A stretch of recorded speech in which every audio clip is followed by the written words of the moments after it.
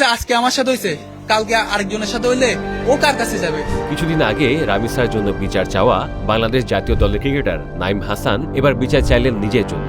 শুক্রবারের রাতের অনাকাঙ্ক্ষিত ঘটনায় নাইমের পাশাপাশি এবার নড়ে চড়ে বসেছেন বিসিবি সভাপতি তামিম ইকবাল সহ জাতীয় দলের বর্তমান, সাবেক ক্রিকেটার এবং কোয়াবো।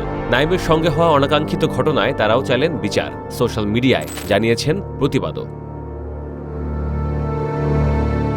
শুক্রবার ঢাকা প্রিমিয়ার লিগে প্রাইম ব্যাংকের হয়ে শেষ ম্যাচ খেলে নিজ জেলা চট্টগ্রামে ফিরছিলেন নাইম।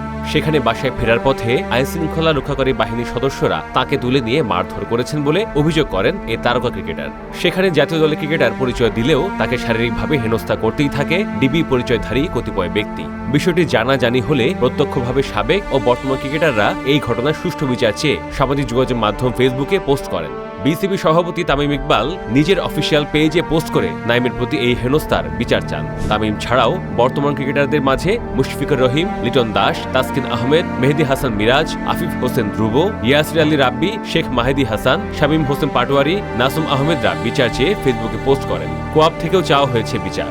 জাতীয় দলের ক্রিকেটার ছাড়াও সাবেক ক্রিকেটার, কোচ এবং বিসিবি অফিসিয়ালরাও নাইমের এই ঘটনায় হতাশ হয়ে বিচার চেয়ে ফেসবুকে পোস্ট করেন। বোর্ড ডিরেক্টর সাইদ ইব্রাহিম আহমেদ, ফারুক আহমেদ, হান্নান সরকার, নাজমুল হোসেন, ইমরুল কায়েস এর সুষ্ঠু বিচার চান।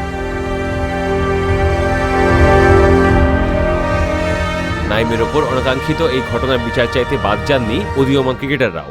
রুয়েল মিয়া, মুকিদুল ইসলাম মুগ্ধ সহ আরও বেশ কিছু উদীয়মান ক্রিকেটার এই ঘটনার বিচার চেয়ে সামাজিক যোগাযোগ মাধ্যমে পোস্ট করেন। ক্রিকেটার এবং ক্রিকেট সংগঠকরা ছাড়াও ক্রিকেট বোদ্ধারাও এই ঘটনার সুষ্ঠু বিচার চেয়ে সামাজিক যোগাযোগ মাধ্যমে পোস্ট করেন।